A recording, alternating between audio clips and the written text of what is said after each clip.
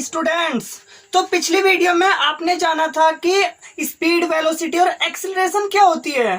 अब हम देखते हैं uniform and non uniform motion क्या होती है। So what do you mean by uniform and non uniform motion? देखो, यूनिफॉर्म को हिंदी में बोलते हैं एक समान। क्या सेंस निकली इसकी? अगर कोई भी ऑब्जेक्ट एक समान वेलोसिटी से या फिर एक समान स्पीड से चल रही है, ठीक है, तो अगर कोई भी एक ऑब्जेक्ट इस प्रकार मूव कर रही है कि वो इक्वल टाइम के अंदर इक्वल डिस्टेंस ट्रेवल करे, तो हम उसे क्या बोलते हैं? उसे बोलते हैं उस बॉडी के पास क्या है? यूनिफॉर्म मोशन है, या फिर उस बॉडी का मोशन क्या है? यूनिफॉर्म है। ठीक है, तो so if a body travels equal distance in equal time is called, then motion of body is called uniform motion.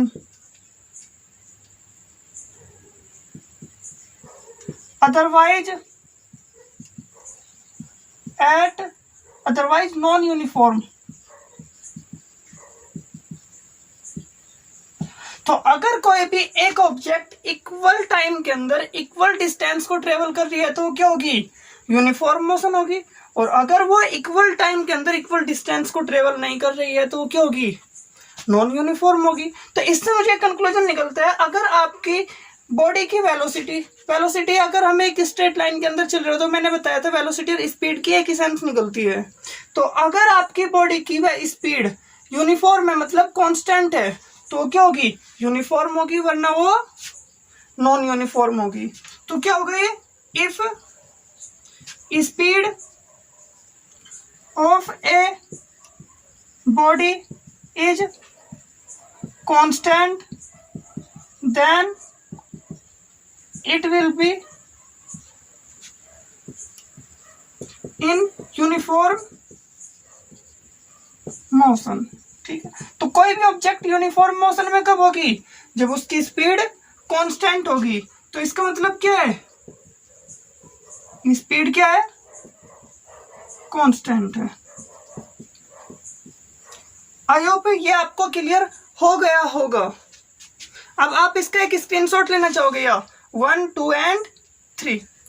Students, हमने मोशन के बारे में तो जान लिया, इसकी मोशन में स्पीड, वेलोसिटी, एक्सीलरेशन, इनकी डेफिनेशन तो जान ली, लेकिन मैं इसको और ज्यादा मैथमेटिकली एक्सप्लोर करना चाहता हूँ और उसमें हेल्प करेंगे मुझे कुछ ग्राफ्स। लेकिन ग्राफ्स होते क्या है, तो अब हम उस पर थोड़ा सा ध्यान देते हैं। तो मैं आपको पहले क्या करता हूँ, वैसे मैथ्स का टॉपिक है ग्राफ, लेकिन मैं आपको ग्राफ का इंट्रोडक्शन देता हूँ भाई ये बनते कैसे, क्योंकि कुछ जरूरी ग्राफ की हमें अब जरूरत पड़ेगी। तो देखते हैं, मैं आपको सबसे पहले इंट्रोड्यूस करता हूँ कार्टेशियन कोऑर्डिनेट से। Cartesian coordinates. देखो, इसमें क्या होता है, दो लाइन होती है, एक दूसरे के परपेंडिकुलर होती है। इस लाइन को हम बोलते हैं एक्स एक्सिस, इसको हम बोलते हैं एक्स डैश एक्सिस, इसको हम बोलते हैं वाई एक्सिस, और इसको हम बोलते हैं वाई डैश। जैसे मैं यहाँ पर नंबर से एक लाइन के ऊपर पुट करता हूँ, ऐसे मैं इस पर क्या करूंगा, एक नंबर की लाइन की तरह से देखूंगा। तो ये क्या होगा, इधर रखेंगे हम 1, 2, 3, 4, 5, 6, और अगर मैं इधर देखूं तो ये क्या होगा, ये रखूंगा मैं 0, और इससे पीछे की तरफ क्या होगा, -1, -2, -3, -4, -5। इसी तरह से ये चलता रहेगा। इसी तरह से वाई एक्सिस पर ऊपर की तरफ को क्या रखूंगा, पॉजिटिव रखूंगा, और नीचे की तरफ को नेगेटिव रखूंगा। तो रख देते हैं, ये यहाँ पर ये तो क्या है, ये 0 है, जहां पर ये दोनों लाइन एक दूसरे को क्रॉस कर रही है, तो ऊपर की तरफ क्या होगा, +1, +2, +3, +4 चलता रहेगा, -1, -2, -3, -4, ये इसी तरह से चलता रहेगा। अब देखो यूरोप के अंदर घर कुछ ऐसे होते थे, गलियां कुछ ऐसी होती थी बिल्कुल सीधी सीधी, और अगर आपको यहाँ पर जाना है तो आपको क्या करना होगा, आप यहाँ पर हो, आप क्या करोगे, 2 यूनिट इधर चलोगे और 2 ही यूनिट इधर चलोगे। अगर आपको इधर चलना है तो 2 यूनिट आप इस डायरेक्शन में चलोगे और 1 यूनिट आप ऊपर वाली डायरेक्शन में चलोगे, चाहे आप कोई भी रास्ते तय कर लो, आप यहाँ पर पहुंच जाओगे। तो यूरोप के अंदर 2 मैथमेटिशियन थे, एक्चुअल में उनकी जो जॉब थी वे एक सेना में थे, तो वहां पर उन्हें मैथमेटिक्स में काफी इंटरेस्ट हुआ करता था। तो यूरोप के घर को देखकर उन्होंने देखा क्यों ना हम किसी भी घर की लोकेशन बता दे, अगर मैं यहाँ पर खड़ा हूँ और मुझे यहाँ पर जाना है तो मुझे हर सभी पॉसिबल रास्ते चले जाएगा। देखो कैसे भी चले जाओ, आपको यहाँ पहुंचना है, यहाँ से तो 2 यूनिट इधर और 1 यूनिट ऊपर की तरफ को चलो, आप घर पर पहुंच जाओगे। तो जो इस तरह के रास्ते होते थे उन्हें एक्सप्लोर करने में मदद मिली है। तो फिर उन्होंने क्या काम कराया, जो जियोमेट्री बनती थी उसमें अलजेब्रा लगा दिया। तो देखो अगर आपको लोकेशन बतानी है तो उन्होंने क्या काम करा, इधर वालों को कुछ नंबर दिए, इधर वालों को कुछ नंबर दिए, ठीक है। अब उन्होंने डिनोट करने के लिए, मानने की बात है आपके पास ये कोई एक पॉइंट है, आप यहाँ पर खड़े हो, आपको यहाँ पर जाना है, तो सिंपली क्या करोगे आप, 4 यूनिट इधर चलोगे और 2 यूनिट इधर चलोगे। तो उन्होंने इसे नोटेशन दिया, एक ब्रैकेट के अंदर लिखेंगे हम इसे, बीच में लगा देंगे कोमा। तो जितना आप एक्स एक्सिस पर चलोगे उसे पहले लिखोगे और वाई एक्सिस वाले को आप बाद में लिखोगे। तो एक्स एक्सिस पर आप जितना चले उसे हम पहले लिखेंगे और वाई एक्सिस पर जितना चले उसे हम बाद में लिखेंगे। तो इसलिए हम इसे एक्स कोमा वाई क्या बोलते हैं, ये लोकेशन बोलते हैं, इसे हम बोलते हैं कोऑर्डिनेट ऑफ ए पॉइंट। ये क्या है, एक पॉइंट के कोऑर्डिनेट्स है। जैसे ये वाला पॉइंट है, इसके कोऑर्डिनेट्स क्या है, 4,2 है, तो पहले आप x वाला रखेंगे, बाद में y वाला रखेंगे, और इसे हम क्या बोलते हैं, इस पॉइंट का कोऑर्डिनेट्स बोलते हैं। अब अगर मैं ये पॉइंट रखूं आपके सामने, तो इसका कोऑर्डिनेट्स कितने हो गए, देखो x पर कितना चल रहा है, -4, y पर कितना चल रहा है, -3, तो आपके कोऑर्डिनेट्स क्या हो गए, -4, -3। सेम ऐसा होगा आपका ये वाला पॉइंट, इसके कोऑर्डिनेट्स क्या हो गए, देखो x पर आप कितना चले हो, +6, और y पर आप कितना चले हो, -4, तो इसके कोऑर्डिनेट्स हो गए +6 और -4। तो आप किसी भी पॉइंट की लोकेशन बता सकते हो। एक्चुअल में जो कोऑर्डिनेट्स है ना, ये क्या बताता है, ये बताता है आपको लोकेशन ऑफ पॉइंट। तो आपको पॉइंट की लोकेशन इस तरीके से ही पता चल सकती है कि आपका घर यहाँ पर है, स्कूल यहाँ पर है, तो आपके स्कूल की लोकेशन क्या होगी, 4,2 होगी, क्योंकि हम क्या कर रहे हैं, कोऑर्डिनेट सेटअप कर रहे हैं लोकेशन के लिए, लोकेशन बताने के लिए। आई होप आपको क्लियर हो गया होगा भाई कार्टेशियन कोऑर्डिनेट्स होते क्या है। अब आप इसका एक स्क्रीनशॉट लेना चाहोगे, या 1, 2 एंड 3, और आप इसे डिफरेंट पॉइंट्स के लिए प्रैक्टिस करना कि किसके कोऑर्डिनेट्स आप कैसे कैसे निकालोगे। अब देखो, अब हम ग्राफ की तरफ देखते हैं, लेकिन उसके लिए मैं आपको बता दूं लोकस क्या होता है। देखो जो लोकस होता है वो कुछ इंस्ट्रक्शन होते हैं। जैसे आपके पास कोई 2 चीज है, स्पीड और टाइम हो गया, स्पीड और एक्सीलरेशन हो गया, या फिर डिस्टेंस और टाइम हो गया, इन दोनों के बीच में एक रिलेशन होता है, ठीक है। और वो रिलेशन क्या बताता है कि आपकी एक चीज दूसरे पर कैसे डिपेंड करती है। तो मानने की बात है, लोकस क्या बताएगा आपको, वे इंस्ट्रक्शन बताएगा जिस पर एक पॉइंट चलता है। सो इट इज क्या है, instructions which is followed by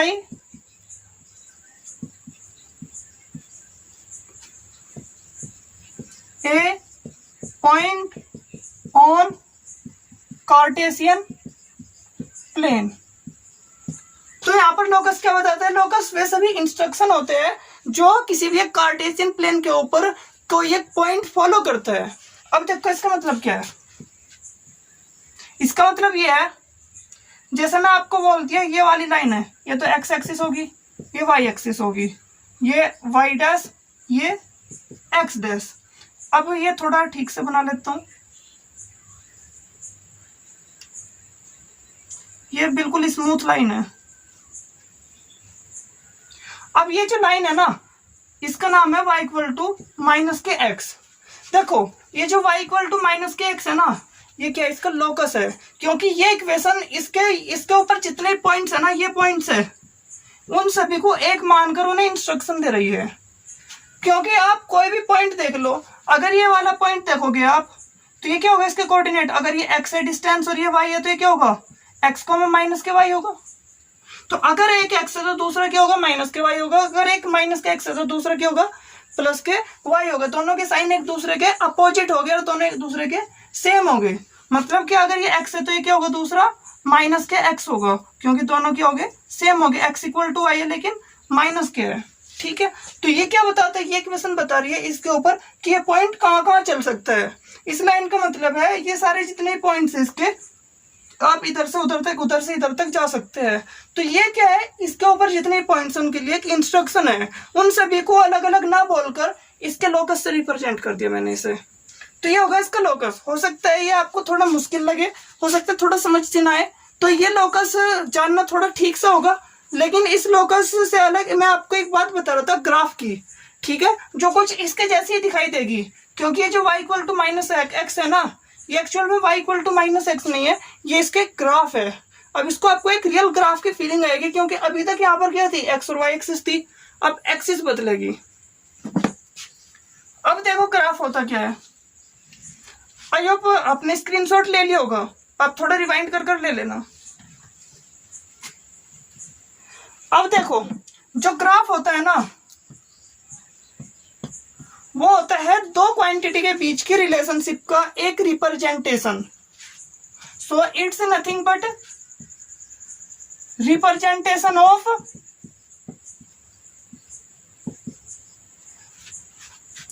relationship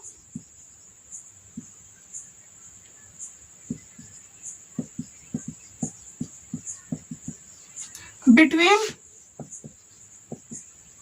two quantities. देखो आपके पास दो क्वांटिटी है, डिस्टेंस और टाइम हो गया, डिस्प्लेसमेंट और टाइम हो गया, वेलोसिटी और डिस्टेंस हो गया। आपके पास कोई भी दो क्वांटिटी है, और जो उनके बीच के एक रिलेशन होता है ना, वो कौन रिप्रेजेंट करता है, उसको रिप्रेजेंट कर सकते हैं हम ग्राफ से। तो ग्राफ उसके क्या है कि एक रिप्रेजेंटेशन है, एक जियोमेट्रिकल रिप्रेजेंटेशन है। तो आप इसमें जियोमेट्रिकल और ऐड कर दो तो ये और ज्यादा बेटर लगेगा। जैसा आपको इसमें एग्जांपल देता हूं मैं, पहला है आपका वेलो स्पीड और time graph, speed time graph. तो जो आपका स्पीड टाइम ग्राफ है, जैसे नंबर एक यूनिफॉर्म मोशन के लिए होगा, फॉर यूनिफॉर्म मोशन। अगर आपकी मोशन यूनिफॉर्म है तो क्या होगा, आप यहां पर तो रखोगे टाइम और यहां पर रखोगे स्पीड, ठीक है। अब देखो आप स्पीड को y एक्सिस पर रखोगे, टाइम को x एक्सिस पर रखोगे। देखो हमेशा टाइम को आप x पर ही रखोगे, क्योंकि x एक्सिस टाइम के लिए रिजर्व्ड है, और इसका रीजन मैं आपको अभी इस लेवल पर नहीं बताऊंगा। ये आप जब 12th के बाद आपको ये समझ आएगा इसका रीजन क्या है, ठीक है। अब शायद आपको 12th तक भी ना आए और अभी आप 9th स्टैंडर्ड में हो। बस याद रखना टाइम को आप कभी भी y एक्सिस पर नहीं करोगे, वो हमेशा x एक्सिस के ऊपर ही रहेगा। तो स्पीड और टाइम का ग्राफ, स्पीड क्या है, कांस्टेंट है यूनिफॉर्म मोशन के केस में, और जब स्पीड कांस्टेंट है, आपको ये कांस्टेंट स्पीड इस पर ग्राफ पर दिखानी है। तो इसका मतलब क्या है, इसका ग्राफ आएगा कुछ ऐसा। मतलब जब आप इस टाइम पर देखोगे स्पीड फिर भी इतनी, इस टाइम पर देखोगे स्पीड फिर भी इतनी, इस टाइम पर देखोगे स्पीड फिर भी इतनी। तो ये जो ग्राफ है क्या बता रहा है, ये दो क्वांटिटी के बीच की रिलेशनशिप बता रहा है, स्पीड और टाइम के बीच की, कि आप टाइम में आगे बढ़ते जाओगे लेकिन जो स्पीड है उसकी वैल्यू एक ही रहेगी, क्योंकि ये क्या है, ये स्पीड की वैल्यू, और स्पीड की वैल्यू आगे तक भी इतनी ही रहेगी, ठीक है। तो अब आपको ये समझ आ गया होगा भी ग्राफ किस प्रकार दो क्वांटिटी को आपस में कनेक्ट करता है। और अगर ये नॉन यूनिफॉर्म हो, फॉर नॉन यूनिफॉर्म मोशन, तो देखो कुछ भी हो सकती है, क्योंकि देखो इधर टाइम रखोगे आप, इधर आप स्पीड रखोगे, और ये क्या है, इस बार यूनिफॉर्म नहीं है, तो हो सकता है आपका ग्राफ कुछ ऐसा आ जाए। मे भी और कैसे भी हो सकता है, इसमें कोई भी गारंटी नहीं है। तो अगर आपकी यूनिफॉर्म मोशन नहीं है तो कुछ इस टाइप का भी हो सकता है। मतलब ये क्या बता रहा है, ये इंस्ट्रक्शन बता रहा है कि स्पीड टाइम के साथ किस प्रकार बदल रही है। जैसे जैसे टाइम बढ़ेगा स्पीड बढ़ रही है, लेकिन वो कितनी बढ़ेगी, कितने गुना बढ़ेगी, वो कुछ ऐसे रिप्रेजेंट करता है। तो ये एक रिप्रेजेंटेशन है भाई, दो क्वांटिटी एक दूसरे के ऊपर कैसे डिपेंड कर रही है। आप इसका एक स्क्रीनशॉट लेना चाहते हो या 1, 2 एंड 3। अब हम कुछ और ग्राफ देखते हैं जो जरूरी ग्राफ है, जिसमें अब हमारे पास है डिस्टेंस टाइम ग्राफ, जो आपका सेकंड एग्जांपल है। डिस्टेंस टाइम ग्राफ, जिसमें आपकी पहला केस क्या है, फॉर यूनिफॉर्म मोशन। ठीक है, अगर आपका मोशन क्या है, यूनिफॉर्म है, तो आपको डिस्टेंस और टाइम के बीच के ग्राफ खींचना है। तो इधर तो टाइम रखेंगे सिंपली, और इधर क्या रखेंगे, डिस्टेंस रखेंगे। ये दोनों एक्सिस है, ये टाइम एक्सिस और ये डिस्टेंस एक्सिस है। और आपकी मोशन क्या है, यूनिफॉर्म है। यूनिफॉर्म का मतलब क्या है, आपकी स्पीड क्या है, कांस्टेंट है। मतलब डिस्टेंस अपॉन टाइम क्या है, कांस्टेंट है। और ये आपको याद रखना है, इसका जो आएगा आंसर वो क्या आएगा, स्ट्रेट लाइन आएगा। वो ऐसे भी हो सकती है, यहां से भी स्टार्ट हो सकती है, कोई सी भी हो सकती है। तो क्या होगा, एक स्ट्रेट लाइन होगा। तो यूनिफॉर्म मोशन के लिए डिस्टेंस टाइम ग्राफ क्या आता है, एक स्ट्रेट लाइन आता है। और नॉन यूनिफॉर्म के लिए तो चाहे कुछ भी आ जाए। ठीक है, अब आपका जो अगला ग्राफ होगा वो होगा यूनिफॉर्म एक्सिलरेटेड मोशन के लिए। So velocity time graph for uniform accelerated motion. देखो इसका मतलब क्या है, यूनिफॉर्म एक्सिलरेटेड मोशन का इसका मतलब है, यूनिफॉर्म का मतलब क्या होता है, एक समान। तो जो आपकी यूनिफॉर्म एक्सिलरेटेड मोशन है, इससे सेंस ये मिल रही है कि जो आपकी एक्सिलरेशन है वो क्या है, कांस्टेंट है। एक्सिलरेशन मतलब ए क्या है, कांस्टेंट है। और जब आपकी एक्सिलरेशन कांस्टेंट है, तो इस केस में जो आपका वेलोसिटी टाइम ग्राफ बनेगा वो कैसा बनेगा, वो होगा एक लाइन, बिल्कुल एक स्ट्रेट लाइन। देखो अगर आपकी स्पीड कांस्टेंट हो तो क्या होगा, डिस्टेंस टाइम ग्राफ एक स्ट्रेट लाइन होगा। लेकिन अगर आपकी एक्सेलरेशन कांस्टेंट हो तो आपका वेलोसिटी टाइम ग्राफ क्या होगा, एक स्ट्रेट लाइन होगा। तो दोनों ही केस में ग्राफ सेम बन रहे हैं। इन ग्राफ के सिर्फ आपको रिजल्ट बता रहा हूं मैं कि ये ग्राफ बनते कैसे है, मैं ये नहीं बता रहा हूँ भाई ये बनेंगे कैसे, ये ऐसे क्यों बनेंगे, स्ट्रेट लाइन ही क्यों बनेंगे, क्योंकि वो आपको नहीं सोचना है, अभी नहीं सोचना है। क्योंकि जब आप थोड़ा सा मैथ्स पढ़ोगे तो आपको ये समझ आ जाएगा, क्योंकि यहाँ पर मैथमेटिकल चीजें अप्लाई हो रही है। पर डोंट वरी अगर आपका मैथ्स वीक है, क्योंकि हमें मतलब एक जनरल इंट्रोडक्शन से ही चाहिए होता है, ज्यादा डीप मैथ्स की हमें जरूरत नहीं है फिजिक्स को समझने के लिए। हालांकि जनरेट होती है मैथमेटिकल एप्लीकेशन से ही फिजिक्स। तो आप इसका एक स्क्रीनशॉट ले सकते हो, 1, 2 एंड 3। ओके, अब देखो यहाँ पर अभी यूनिफॉर्म एक्सिलरेटेड मोशन की बात हुई है। अब अगर आपकी एक्सिलरेशन यूनिफॉर्म हो तो इसके लिए कुछ केस आते हैं, कुछ मतलब हमने क्या करा है, कुछ कंसिक्वेंस बनाए हैं, कुछ रिजल्ट बनाए हैं, ताकि आप एक इंस्टेंट फीलिंग ले सको मोशन के बारे में। क्योंकि अगर आप मोशन समझ रहे हो तो आपको एक बहुत बड़ा मैथ्स यूज ना करना पड़े और आप एक इंस्टेंट फीलिंग ले सको। अगर आपने इसे ड्रॉप किया है तो ये कितने सेकंड बाद नीचे गिरेगा, आप इसकी एक डायरेक्ट फीलिंग ले सको। तो उससे उनके लिए हमने क्या करा, 3 इक्वेशन बनाई है, 3 मैथमेटिकल इक्वेशन, और वह आपको इन सब चीजों की जानकारी देगी। और उन्हें हम क्या बोलते हैं, उन्हें बोलते हैं इक्वेशन ऑफ मोशन। तो उन्हें क्या बोलेगा नाम, इक्वेशन ऑफ मोशन। देखो आपके 3 इक्वेशन ऑफ मोशन है, और ये कब वैलिड होती है इक्वेशन ऑफ मोशन, जब आपकी एक्सिलरेशन कांस्टेंट हो। So when acceleration of a body is constant, आई ई करके आप बोल सकते हो, जो आपका ए है वो क्या है, कांस्टेंट है, then these three equations can be applied। ठीक है, तो अगर आपकी बॉडी की एक्सीलरेशन क्या कांस्टेंट है तो हम ये तीन इक्वेशन जो मैं अभी लिखूंगा उन्हें हम अप्लाई कर सकते हैं, जिसमें आपकी पहली क्या है v equals to u plus a t. अभी आपको मतलब बताऊंगा, पहले देख लेते हैं क्या क्या है। दूसरी आपकी s equals to u t plus half a t square and third is v square equals to u square plus 2as। तो अब आपके तीन इक्वेशन है। अब आपके हो गए भाई इनके मतलब क्या है, S V u A T, इनके मीनिंग क्या है। तो अब आप इनके मीनिंग देखो। आपका जो v है वो है आपकी फाइनल वेलोसिटी, आपका जो u है वो आपकी इनिशियल वेलोसिटी, यहां पर जो आपका t है वो क्या है टाइम, यहाँ पर जो s है वो क्या है आपका डिस्प्लेसमेंट, डिस्टेंस नहीं है डिस्प्लेसमेंट है। और यहाँ पर आपका बचा क्या आखिरी a क्या आपका एक्सीलरेशन, और जिसकी वैल्यू क्या है एक कांस्टेंट है। देखो कांस्टेंट बोले ये वैल्यू तो होगी इसकी कुछ ना कुछ, 5 मीटर पर सेकंड स्क्वायर, 6 मीटर पर सेकंड स्क्वायर या फिर 1 मीटर पर सेकंड स्क्वायर होगी, फिक्स होगी, सेम कांस्टेंट होगी, लेकिन होगी कुछ ना कुछ। और तो नहीं इसमें कुछ नहीं, बस यही है 5, इसमें 5 पैरामीटर्स।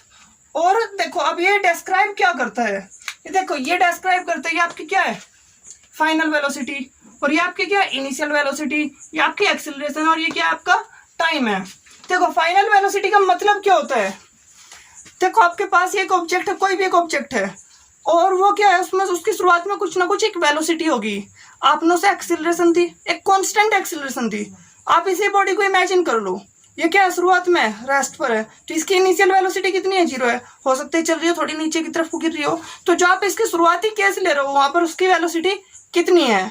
और अब आपने क्या कर दी, इसे नीचे ड्रॉप कर दी, तो नीचे जाने के बाद इसकी वेलोसिटी कितनी हो जाएगी, जब ये ग्राउंड के ऊपर गिरेगी तो वो क्या होगी आपकी फाइनल वेलोसिटी होगी। तो जो आपका एक इनिशियल केस होगा आपके पास और एक आपके पास फाइनल केस होगा, तो जो आपकी इनिशियल पॉइंट पर वेलोसिटी होगी हम क्या बोलेंगे इनिशियल वेलोसिटी, और जो आपकी फाइनल पॉइंट पर वेलोसिटी होगी हम क्या बोलेंगे फाइनल वेलोसिटी।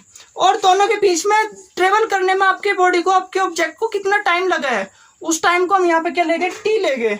और दोनों के बीच का जो डिस्प्लेसमेंट होगा दोनों पॉइंट के बीच का, उसे हम क्या बोलेंगे, उसे डिस्प्लेसमेंट ही बोलेंगे। और यहाँ पर जो बॉडी की एक्सेलरेशन होगी वो क्या होगी कांस्टेंट होगी। तो होता क्या है जनरली क्वेश्चन के अंदर 2-3 पैरामीटर दे दिए जाते हैं और एक पूछ लिए जाते हैं। अगर आपको फाइनल वेलोसिटी दे दे, एक्सेलरेशन दे दे, इनिशियल वेलोसिटी दे दे, तो आप टाइम निकाल लोगे। कुल मिलाकर अगर आपको इनमें से ये 4 पैरामीटर है, 3 दे दिए तो आप 4th निकाल लोगे। सेम इसमें एस है, यू है, ए है, टी है, 4 में से आपको 3 दे देंगे, आपको एक पैरामीटर निकालना होगा। और इसमें क्या होगा 1 2 v u a s, 4 parameter में से 3 दे दिए तो आपको एक फाइंड आउट करना होगा। कभी कभी ऐसा होता है हमें 2 इक्वेशन लगानी पड़ जाती है, क्योंकि डिपेंड करता है आपके पास कितने पैरामीटर्स है। तो आपके पास आपको कोई भी एक सिचुएशन दी जाएगी और उस सिचुएशन के अकॉर्डिंग आपको क्या करना होगा, क्वेश्चन को सॉल्व करना होगा, आपको ये एक्सप्लोर करनी होगी। तो आपको उसके लिए पहले प्रैक्टिस करनी चाहिए, इन्हें याद करना चाहिए। तो वी क्या आपकी फाइनल वेलोसिटी, यू क्या है इनिशियल वेलोसिटी, टी क्या है टाइम, एस क्या है डिस्प्लेसमेंट ऑफ द बॉडी, और ए क्या है एक्सीलरेशन ऑफ द बॉडी। तो मेरे साथ बोलो अब, v equals to u plus a t, s equals to u t plus half a t square, v square equals to u square plus 2as। और अब आपको ये याद करनी है, थोड़ी लर्न करनी है। और अब हम इससे जुड़े हुए कुछ क्वेश्चंस देखते हैं ताकि हम इन्हें अच्छे से समझ पाएंगे। और इसके बाद हम क्या करेंगे, इनका प्रूफ करेंगे। तो इनका प्रूफ करने से पहले मैं आपको कुछ क्वेश्चंस इंट्रोड्यूस करना चाहता हूँ इनके, ताकि आप पहले इनका मतलब समझ पाओ। ऑलराइट, और उसके बाद हम देखेंगे ये इक्वेशन जनरेट कैसे हो रही है, ये इक्वेशन सही भी है या फिर गलत है। पहला महीने समझेंगे क्या है ये, और उसके बाद हम इन्हें वेरीफाई भी करेंगे। तो आप इसका एक स्क्रीनशॉट लेना चाहोगे 1 2 एंड 3। तो अब देखेंगे हम इनसे जुड़े हुए कुछ क्वेश्चंस।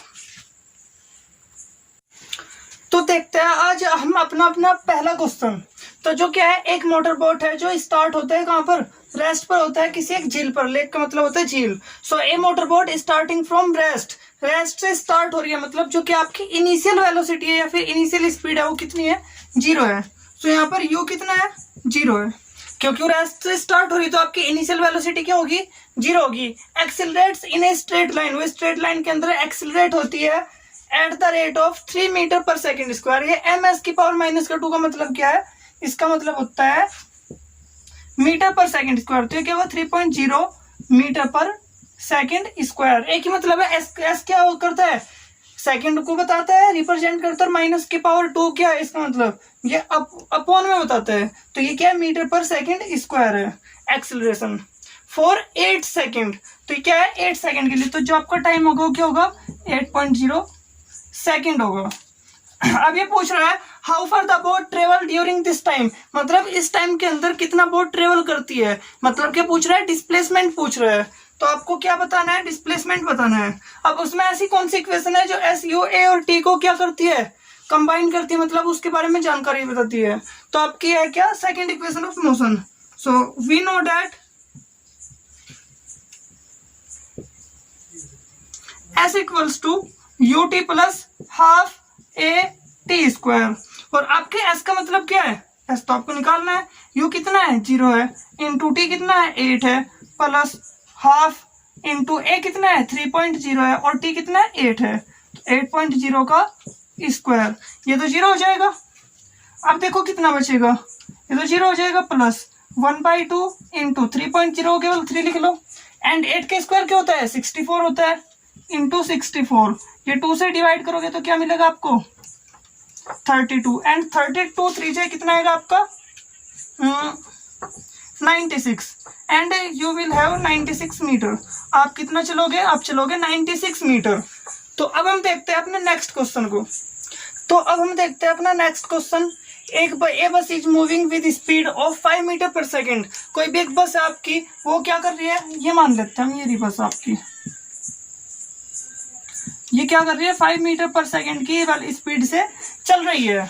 और ये क्या होती है, हमने ब्रेक लगाए और ब्रेक लगाने के बाद it comes to at rest in 2 second. ये क्या होगी, 2 सेकेंड में रेस्ट पर होगी, ठीक है।